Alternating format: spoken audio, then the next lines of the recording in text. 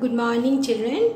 Stay safely at home, stay healthy also, and but do your work properly. Okay, especially the study related work, making the notes in the study material notebook, solving the numericals in the numerical copy. These works you please do properly. Don't waste your time at home. Now, in the last lecture, I already discussed some practical examples where we use the water, means water is useful for its specific, higher specific heat capacity. Few examples I discussed in the last lesson. Now, there are certain examples also in our day-to-day life where we use the concept of high heat capacity and low heat capacity. I am talking about heat capacity, and I hope you can remember heat capacity is mass into specific heat capacity. Now, you will observe that the base of a cooking pan is made thick. Alright, now why it is made thick? You will see that generally the cooking utensils, it is made up of good conductor. Why good conductor? So that it can conduct the heat from the oven or from the gas oven to the food properly. And we know this also, that for good conductor specific heat capacity is less. Alright. Now, why the cooking pan is made thick? Thick means it is heavy. Heavy means what? Mass will be more. So, although specific heat capacity is less, but as mass is more, then what will happen? Heat capacity of the pan will be more. Pan will be sufficiently large. Now, what is the use of having a large heat capacity? Then what will happen? The pan, the base of the pan, it will get heated. It will be heated slowly. So, it will impart sufficient amount of heat energy to the food at a slower rate, and will help the food to be cooked properly and in less time. Another one, that as it is heavy, so it can hold the heat within it for a longer time. So if the food is there within the pan, then it will keep the food warm for a longer period of time. Alright, now this one, that why the base of a cooking pan is made thick. Alright, during the time of exam, you have to write point wise this way, and don't forget to underline the keywords. So, what is the first point you must write? Base is made thick so that its heat capacity becomes large. Underline heat capacity. Then as a result, it gets heated slowly and impart. You can write release also. Instead of impart, one can write release also. Release sufficient heat energy at a slow rate to the food. It also keeps the food warm for a long time. So this is the way point wise you must write down the answer of this question, and it is an important topic for your exam. The next example of high heat capacity is that base of an electric press is made thick and heavy. So why thick and heavy? Because if it is heavy, if it is thick, then what will happen? Mass will be more. So heat capacity will be very large. So it will be able to retain the heat for longer time, large amount of heat, as well as it will be able to retain store the heat within it for longer duration of time after the current is switched off. Alright, and it can impart the heat slowly to the cloth. Alright, so here these are the points you have to write for exam. That base is made heavy so that its heat capacity becomes large. Heat capacity becomes large. As a result, it remains hot for longer duration of time, and even after the current is switched off. Next example is the example of low heat capacity. Now I told you already while discussing the calorimeter is made up of thin sheet of copper. Alright. Now why copper? Copper is a low specific heat capacity. It is good conductor. Now it is made thin also. Why it is made thin? Thin means mass will be less. So you see mass is less, specific heat capacity also less. So what happens? The heat capacity becomes very low. So as heat capacity becomes very low, so what will happen? It will absorb a very small negligible amount of heat from the content to attain the temperature of the content kept within it. Alright. So this is the way you must write down the answer. Again I am repeating these three examples of high heat capacity, low heat capacity. I discuss now, very important for your board exam. Don't forget to underline the keywords. Okay, by doing so heat capacity of the calorimeter is made quite low. As a result, it absorbs negligible amount of heat from the contents to attain its temperature. Now next interesting topic is change of state. Already you studied in the junior classes also that whenever heat is supplied to a substance at constant temperature is kept constant, then what happens? There may be a change in state. And you know there are three kinds of state of a substance: solid, liquid and gas. And what will be the different kind of state, that I am coming later on. The first very important concept, and almost every year question you will get on this topic, on this concept, so try to understand that. Although you know it, I only discussed that in the lower classes. So whenever there is a change in state, the first important point you must remember that temperature of the substance remain constant. And as you know, temperature we measure by the average kinetic energy of the molecules present in the substance. So as temperature remain constant, so during change of state, there will be no change in the kinetic energy of the molecules of the substance. Kinetic energy of the molecules of the substance remain constant during change of state. But during change of state, as the substance is changing the state, as for example, I am saying, suppose it is converted from solid to liquid. You know that so in case of solid, the intermolecular separation, and in case of liquid, the intermolecular separation are not same. In case of liquid, intermolecular separation is more. So what will happen? During change of state, potential energy of the molecules will change as there is a change in the intermolecular separation. So what is the point you have to remember?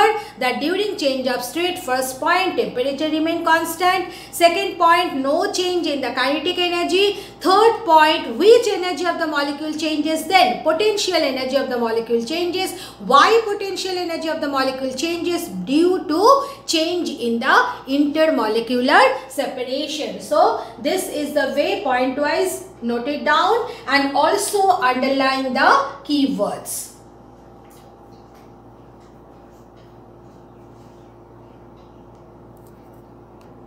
Now the different kind of change of state.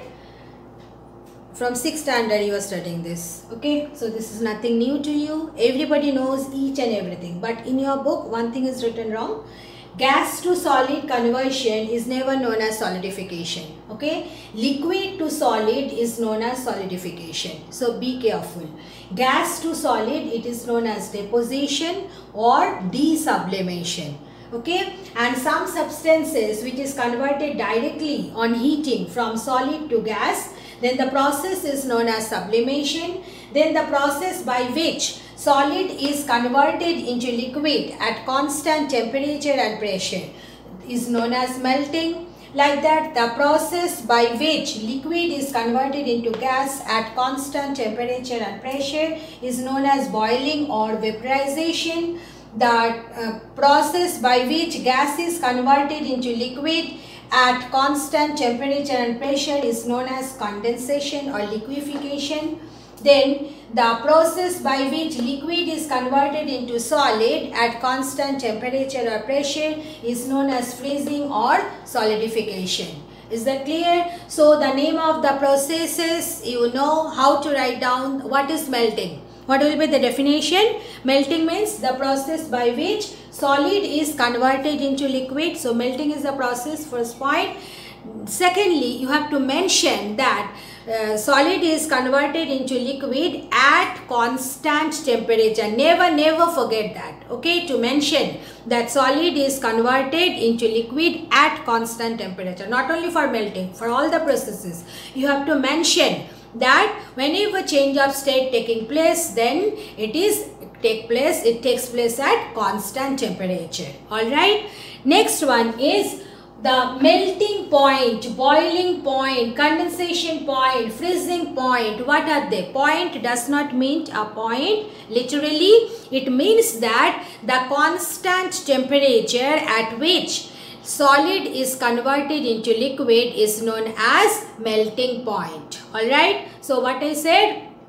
The constant temperature at which solid is converted into liquid is known as melting point. Alright. Like that, what is the freezing point? Freezing point is the constant temperature at which liquid is converted into solid is known as the freezing point. Generally, for crystalline solid, the melting point and the freezing point, that is same. Just like the boiling point, condensation point is same. So if you just consider that melting point of water, melting point of water means melting point of ice, rather I should write, melting point of ice is 0 degree. What does it mean? Ice converted into water, ice is converted into water at 0 degree.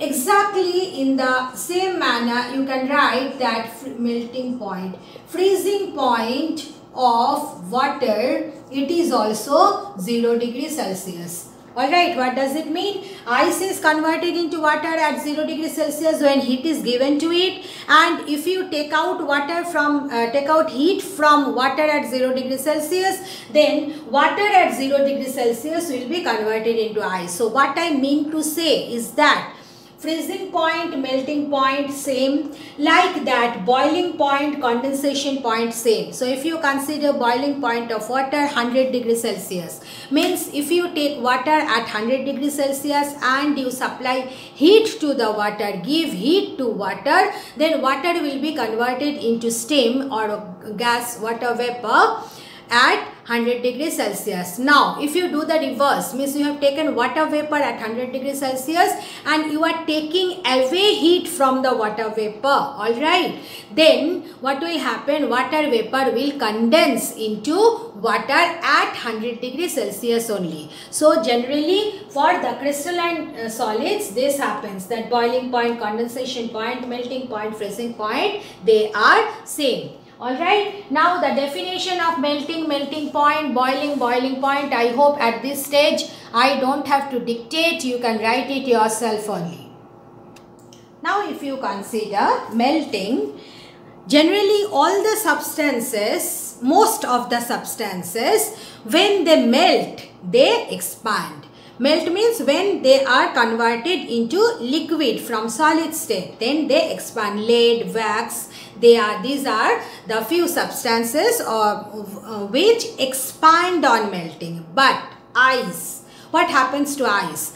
Ice always contracts on melting. Means if you take certain amount of ice, when it will be converted into water, then what will happen? Volume of the ice will decrease. Means if you have taken certain volume of ice, it is converted into water, then what will happen? The volume of water will be less. And in the opposite manner, means if you consider certain amount of water you have taken, when it will be freezes into ice, then volume expand. Alright, that's why what happens, as the same amount of ice has more volume than that of water, so the density of ice is less than that of water, so ice can float in water. Alright, so this is a very nice phenomena exhibited by ice. So you must remember it, that what is the point you have to remember, that ice contracts on melting. Is that clear? And when it freezes, then water expand. Water expand when it freezes. Clear? And that's the reason that ice can float into water. Alright. Now the next topic is factors on which melting point of a substance depends. Alright. First factor on which the melting point of a substance depends is pressure on the substance. Alright. Now pressure on the substance, if you consider ice, what happens when it is melting? Then what is happening? It is getting contracted, isn't it? Volume is decreasing. And you know, when you exert a pressure, then also volume decreases, isn't it? So you see, in this case, two things are taking place. One is melting. Due to melting, volume decreasing, and pressure is increasing. So when you are increasing the pressure, then also volume is decreasing. So these two things, they are helping each other, isn't it? So what happens? The melting point of the substances which contracts on melting decreases with increase in pressure on it. Alright. So this is the point you must remember, and it is also a very important concept in science, that melting point of the substances which contracts on melting decreases, by the increase in pressure. So melting point of ice decreases with increase in pressure. Alright, and you know, due to these nice phenomena only, you can make the snowman by ice flakes, isn't it? You know what you do? That ice, suppose you have taken different pieces, small ice flakes you have taken, and then you have taken the ice flakes on your hand and you press it. Okay, then what you can do? You can make a ball of the ice. Why it is possible? It is possible due to this fact that melting point of ice decreases with increase in pressure. Alright, just try to understand it. Here I am drawing the diagram, don't draw it. That suppose you have taken two pieces of ice. Alright, now when you are pressing it, then what is happening? At this point, pressure is acting. Then at this point, melting point will decrease. So the moment melting point decreases, what is the temperature of the ice? 0 degrees Celsius. But now its temperature, melting point is decreasing. So what will happen? At this junction, ice will melt. It will be converted into water. Alright. So you press and release. That's the way you make the ball, ice ball. So when you are releasing the pressure, then what is happening? Again, as the pressure decreases, melting point increases. So what happens here? Here the melted water, it is converted into ice. And as a result, you see the two pieces of ice, they just combine together and form one piece. It is such a nice phenomenon, isn't it? So this is the thing, that melting point of ice decreases with increase in pressure. Alright, you must remember it. This is the effect of pressure and melting.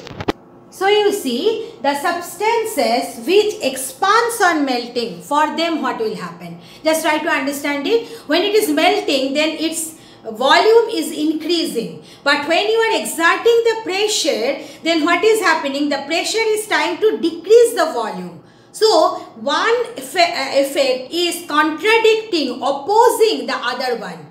Due to melting, volume is trying to increase, whereas the applied pressure, it is trying to decrease the volume. Okay, so what happens? Due to this one, melting point of the substance increases by the increase in pressure on it. Alright, this is the second point, that melting point of the substances which expands on melting increases by the increase in pressure on it.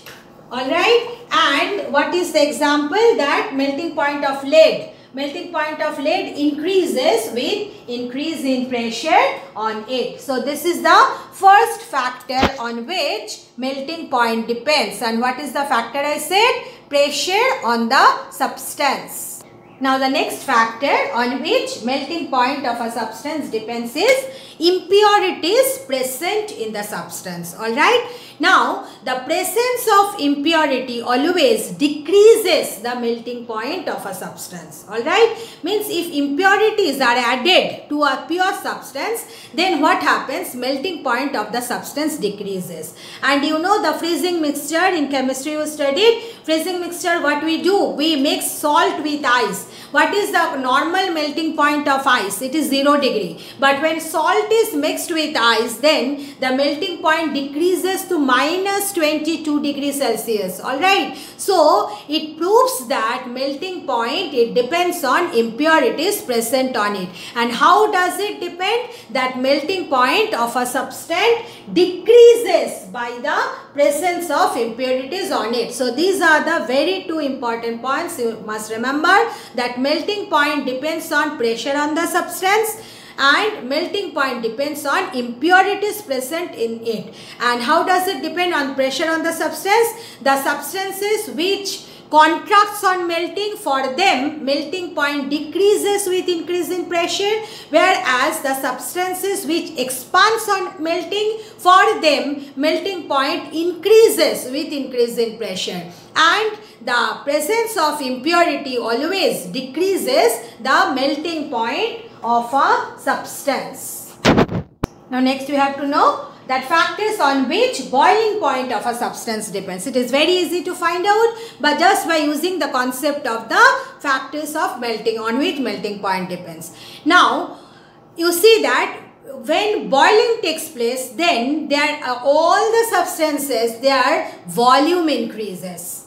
So what is happening? When boiling taking place, the volume is increases. So if you increase the pressure, then the increased pressure will try to decrease the volume. So the two facts, they are contradicting, opposing each other. So as a result, what will happen? Boiling point will increase. What does it mean? That boiling point, it depends on pressure on the substance. How does it depend? Boiling point increases with increase in pressure on it. Then boiling point also depends on impurities present in the substance. Remember that impurities present in the substance decreases melting point, but in case of boiling point, presence of impurities increases its boiling point. And you know, all these things, these are all made by God, isn't it? We have just discovered it. It is so nice, so fantastic, and that's why our daily life is becoming so easy due to it. Just you see that presence of impurities increases the boiling point. Every day we are using it. You know that whenever you want to boil something, then mom always will say that you want to suppose boil some amount of potatoes or dal. Then how we boil? Generally mom will advise you that add some salt, add some turmeric powder. Alright, why? Because when you are adding the salt, you are adding the turmeric powder to water, then you are adding impurities to it. So what is happening? Boiling point of water is increasing. So that cooking of the food will be faster. Is that clear? So you see, presence of impurities, it increases the boiling point. So it is helpful in our life. And again you just remember that presence of impurity decreases melting point. That is also helpful in our life. Why? Because when the melting point is decreasing, then we are getting the freezing mixture. By using the freezing mixture, mom can make kulfi, mom can make ice cream and all. Isn't it? So these are the things, that factors on which boiling point of a substance depend. Boiling point of a substance depends on the pressure. And how does it depend? Boiling point increases with increase in pressure. And impurities, how does it depend? Presence of impurities increases its boiling point. Alright, so this two topic also very important for your exam. So you must learn it and remember it. Now we know that whenever there is a change in temperature, then amount of heat needed to change the temperature is given by Q is equal to mCT. Is that clear? Means T is the change in temperature. Now the question arises, whenever there is a change in state of a body, then how much is the heat needed? Alright, how we can do? If you consider Q be the amount of heat needed, and then it is our common experience that if you want to convert means suppose 50 gram of water into ice, then the amount of heat you have to take out, and if you want to convert 100 gram of water into ice, then amount of heat you have to take out from the substance are not same. More is the mass, more is the amount needed, amount of heat needed to change the state of the substance. So you can write that amount of heat needed is proportional to mass of the substance, isn't it? So you see, one can write, when I am just replacing the proportional sign by the equal sign, then what will happen? We have to introduce a constant of proportionality, isn't it? So here the constant of proportionality we denote it by big L. Is that clear? And big L is known as specific latent heat of the substance. Alright, so again you see I am mentioning whose specific latent heat? It is specific latent heat of the substance. Alright, so here this is the mathematically I have introduced the concept of specific latent heat of the substance. Alright, but how the concept of latent heat is coming? Just try to understand it. Suppose you have taken certain amount of ice at 0 degrees Celsius and you are converting it into water at 0 degree Celsius. Now you see, you are continuously providing heat to the ice and it is converted into water, isn't it? Now we know that whenever heat is given to the substance, then we cannot see the heat, no? So we just see that temperature of the substance is increasing, then we can find out, yes, heat is given to the substance. But what about this case? In this case, you see what is happening? The temperature of the ice is remaining at 0 degree. Then ice is melting, converted into water, temperature is again 0 degree. So where the heat is going? So we consider that heat remains hidden, latent within the body. Latent means what? It remains hidden. Means there is no exposure of it, isn't it? So that's why what is latent heat? Latent heat is amount of heat needed to convert or to change the state of a substance is known as latent heat. Alright, what is latent heat? Latent heat is amount of heat needed or the heat energy needed to change the state of a substance. To change the state of a substance is known as latent heat. Alright. So here you see, when I have said that heat energy needed to change the state of a substance, I have not mentioned how much substance you are taking. Isn't it? What does it mean? Latent heat gives you the amount of heat needed to change the state of any mass of a substance is known as latent heat. Alright? But when it is specific latent heat, this is the short form, you can use it.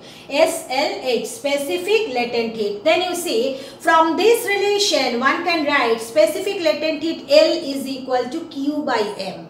Isn't it? Means it is amount of heat needed per unit mass to change the state. Is that clear? So latent heat term, when it is coming, then it is the heat energy needed to change the state of any substance. But when it is coming specific latent heat, then it is amount of heat needed to change the state of unit mass of the substance. Just like heat capacity and specific heat capacity. You know that heat capacity is the amount of heat needed to increase the temperature of any mass by 1 degree. But what is specific heat capacity? The moment specific heat is coming, then the mass of the substance should be taken as unit. Alright. Means amount of heat needed to increase the temperature of unit mass mass of a substance by 1 degree. So exactly like that, what is the specific latent heat? It is the amount of heat needed to change the state of the substance of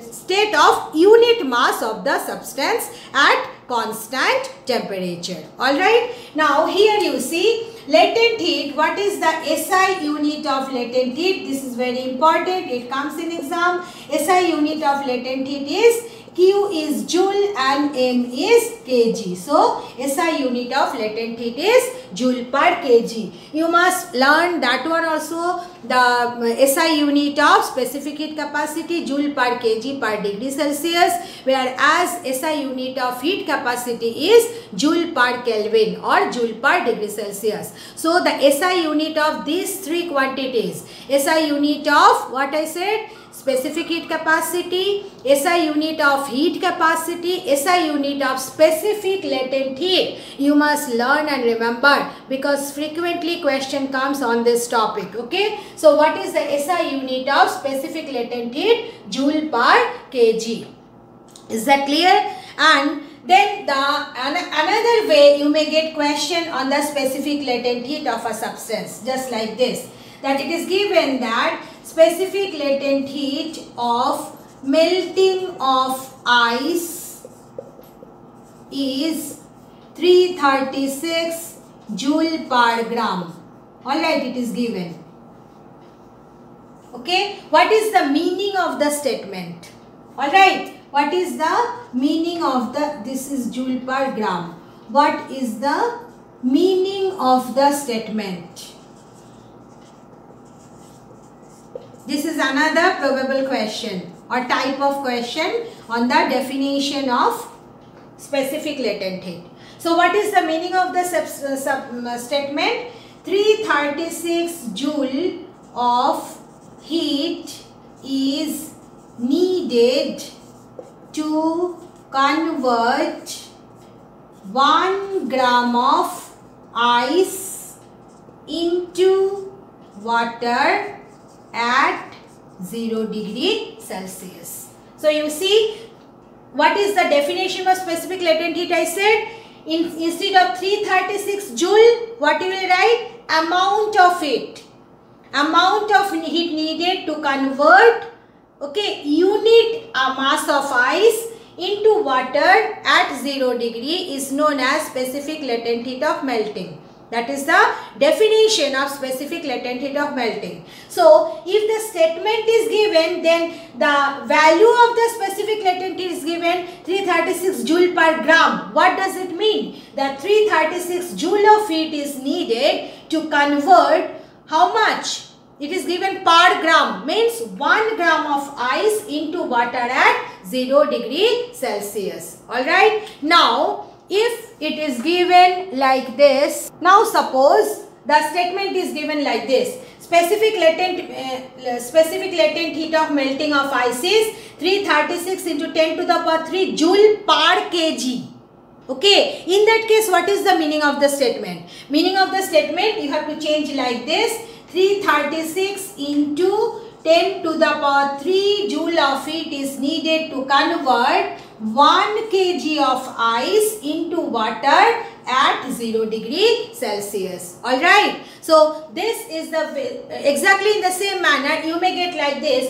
Specific latent heat of boiling of water is 2268 joule per kg. 2268 joule per gram. Then how will you write? You have to write that 2268 joule of heat is needed to convert 1 gram of water into steam at 100 degrees Celsius. Alright. So these are the possible or probable type of question on the topic specific latent heat of substance. Thank you, girls.